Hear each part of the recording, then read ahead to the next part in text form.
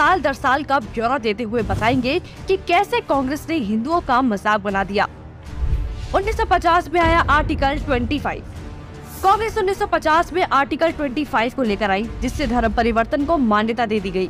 और सबसे ज्यादा किसका धर्म परिवर्तन हुआ ये सब जानते हैं, लेकिन ये तो सिर्फ शुरुआत थी। नेहरू 1950 में आर्टिकल 28 लेकर आए और हिंदुओं से धार्मिक शिक्षा का हक छीन लिया।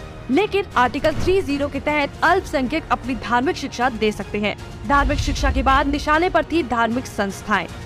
1951 में HRCE एक्ट, 1951 में Hindu religious and charitable endowment act लेकर आए।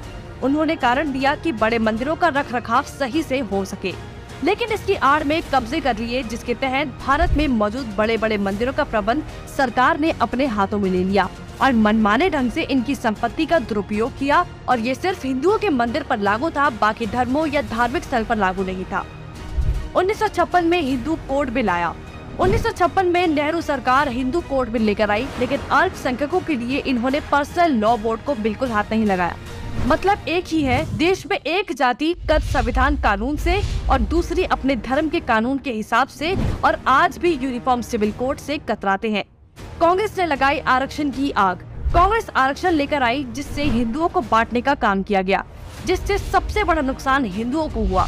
आरक्षण की देश में जरूरत थी, लेकिन मक्कार कांग्रेसी इस योजना को 10 साल लागू करने की बजाय इसे बढ़ाते चले गए और न ही इससे लोगों को सशक्त बना पाए, जबकि लोगों को इसकी लत लगा दी गई।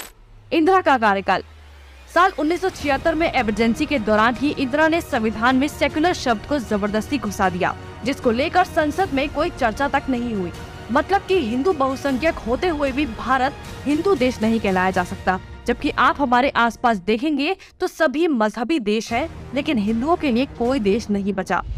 इसके बाद हिंदुओं के कानूनी अधिकार और इतिहास निशाने पर थे। 1991 में पूजा स्थल कानून। 1991 में कांग्रेस ने पूजा स्थल कानून बनाया, जो बेहद हिंदू विरोधी कानून था, क्योंकि इस कानून के तहत हिंदू, सिख और जैन मुगलों के कब्जे से मंदिरों को छुड़ाने के लिए लड़ाई ही नहीं लड़ सकते। उनके पास दलील सुनने का कोई कानूनी अधिकार ही नहीं छोड़ा गया। हमने लाखों मंदिर और उनका इतिहास खो दिया। 1992 माइनॉरिटी कमीशन एक्ट। कांग्रेस ने अल्पसंख्यक आयोग अधिनियम बनाने के बाद अल्पसंख्यक आयोग बना दिया। ऐसा करके कांग्रेस ने धर्म विशेष के लोगों को स्पेशल दर्जा तो दिया ही, हिंदुओं को बांट दिया, जिसके तहत सरकार की हर योजना का सबसे ज्यादा फायदा धर्म विशेष के लोगों को ही मिलता है, जिससे कांग्रेस ने सांप को भी मार दिया और लाठी को भी नहीं टूटने दिया। मतलब साफ है, हिंदुओं को भी बांट दिया और धर्म विशेष के लोगों को भी खुश कर दिया। जब देश सेकुलर बना दिया तो मेजॉरिटी और माइनॉरिटी की जरूरत ही क्या थी। 1995 में वक्फ बोर्ड कानून। 1995 में वक्फ बोर्ड कानून बनाकर कांग्रेस ने एक और महापाप किया। वक्फ बोर्ड को असीमित शक्ति दे दी गई। आज स्थिति ये है कि वक्फ बोर्ड किसी भी संपत्ति पर दावा कर दे तो कोर्ट से भी कोई मदद नहीं मिलेगी। रेलवे और रक्षा के बाद संपत्ति के मामले में वक्फ बोर्ड देश में तीसरे स्थान पर पहुंच गया है। अब सिर्फ एक आखिरी बार बचा था, वो बार था राम सेतु एफिडेविट। राम सेतु एफिडेविट बनाया।